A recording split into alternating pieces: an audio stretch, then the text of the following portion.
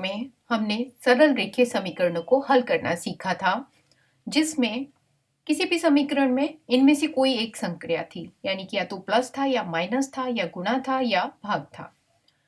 यदि प्लस था तो हमने क्या किया, जब हमने पक्षांतर विधि का इस्तेमाल किया तो पक्ष बदलने के लिए प्लस को इधर ले जाने के लिए माइनस में बदला, यानी कि x चाहिए यदि तो +5 इधर जाके माइनस में चला जाएगा और x बराबर 8 माइनस 5 3 आ गया।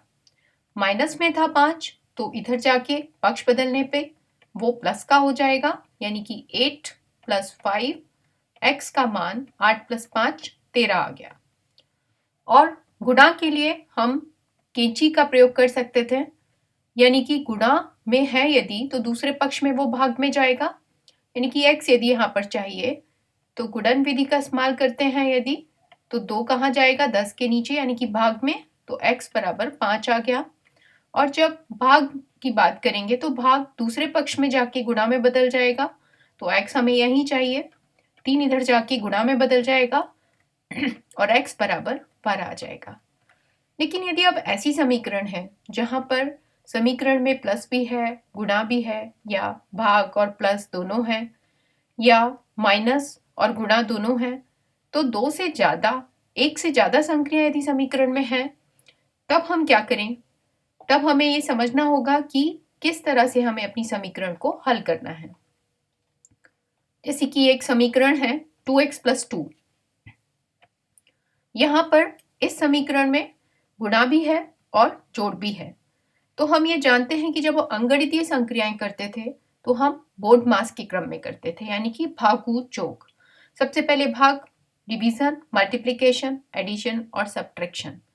लेकिन जब हम बीजगणितीय समीकरण को हल करेंगे तो हम बिल्कुल इसका उल्टा लेंगे, यानी कि हम पहले जोड़ और घटाना करेंगे और फिर उसके बाद हम भाग या गुणा करेंगे। तो यहाँ पर इसका क्रम उल्टा हो जाएगा।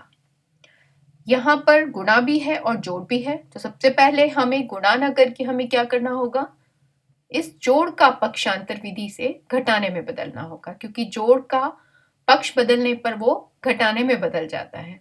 तो 2x यहीं रखेंगे और इस +2 को जब हम इधर लेके जाएंगे तो वो माइनस में बदल गया, यानी कि 2x = 6।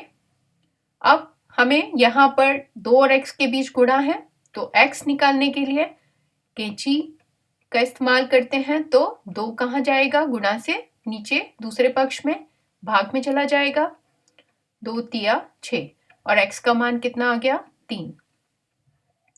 यहाँ x/2 - 1 = 4, भाग भी है और माइनस भी है, तो हम पहले माइनस करेंगे, यानी कि x/2 हम -1 को इधर ले जाएंगे, पक्ष बदलेंगे तो वो +1 में चला जाएगा, x/2 बराबर 5। और अब इस 2 जो भाग में है वो दूसरे पक्ष में जाके गुणा में जाएगा, यानी कि 5 × 2 और x का मान 5 × 2 5 दूनी 10 हो जाएगा। तो इस तरीके की संक्रियाएं जहां पर इस तरीके की समीकरण जहां पे 2 संक्रियाएं हैं, वहां हमें ये देखना होगा कि किस क्रम में हम उस संक्रिया को करेंगे।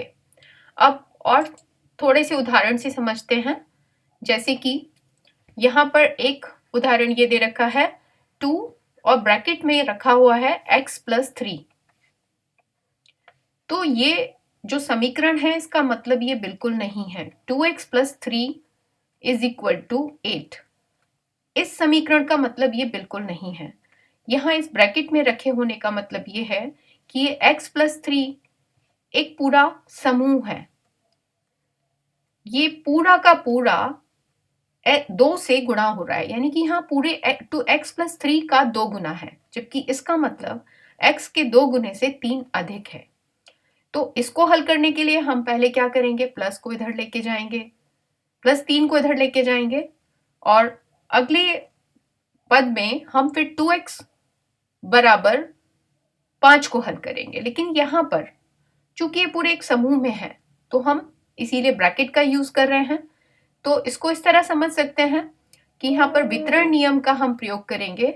वितरण नियम क्या कहता है, चूंकि x + 3 का 2 गुना है ये, तो इसका मतलब 2 का x से भी गुणा है और 2 का 3 से भी गुणा हो रहा है।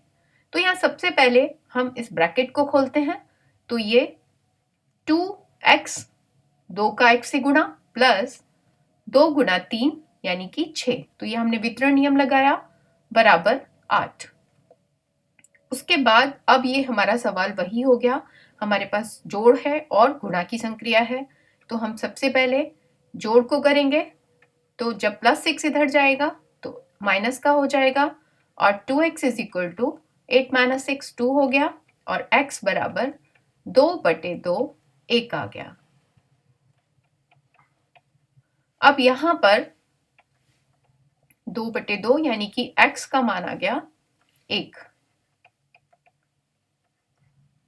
यहां पर x - 1/2 है, इसका मतलब है कि ये पूरा एक समूह है। x - 1/2 अगर इस तरह रखा है तो हम इसमें ब्रैकेट नहीं भी लगाते हैं तो भी उसका मतलब ये है कि ये पूरा एक समूह है। अब यदि ये पूरा एक समूह है तो हम उसी तरह हल करेंगे इसको, यानी कि यहाँ माइनस की संक्रिया को पहले हल नहीं करेंगे, हम यहाँ पहले भाग की संक्रिया को हल करेंगे। तो चूंकि ये समूह था, ब्रैकेट में था, इसलिए हम माइनस को ना हल करके पहले हम इस समूह को बाद में लेंगे, पहले हम भाग की संक्रिया को लेंगे। तो यहाँ पर x - 1 चूंकि 2 ऊपर जाके किस में चला जाएगा, गुणा में, तो x - 1 इज इक्वल टू 4 × 2 यानी कि x - 1 इज इक्वल टू 4 दूनी 8 और x बराबर, अब हम इस माइनस को जब पक्ष बदलेंगे तो ये इधर जाके प्लस में चला जाएगा और x बराबर 9 आ गया। इस सवाल और इस सवाल में अंतर क्या है कि यहाँ पर x - 1 पूरे का बटे 2 है, तो x - 1 पूरा एक समूह है, जबकि यहाँ x/2 एक अलग पद है और -1 एक अलग पद है। यहाँ x - 1 समूह में नहीं है, तो इन्हें हल करते वक्त हमें ध्यान रखना होगा कि संक्रिया पहले कौन सी करेंगे, -1 की।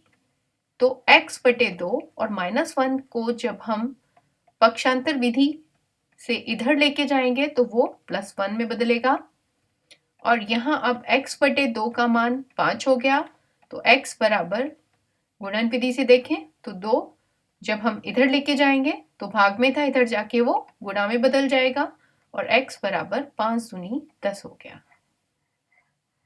तो इस तरह से जब 2 से ज्यादा संक्रिया किसी समीकरण में होती हैं तो हमें क्रम का ध्यान रखना बहुत जरूरी है।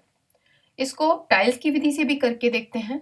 2x + 2 = 8 है, ये मान लेते हैं x की एक टाइल है प्लस x जो x/1 को प्रदर्शित करती है। x/1 की एक टाइल है, x लंबाई और 1 चौड़ाई, तो इस तरीके से ये प्लस x को प्रदर्शित कर रही है, ये टाइल +1 को और ये टाइल -1 को।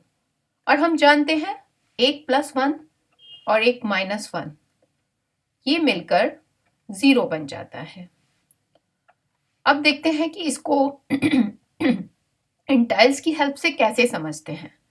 2x + 2, 2x का मतलब x का 2 गुना, यानी कि 2 टाइल x की, और 2 और यानी कि 1 और 1 ये 2 हो गया।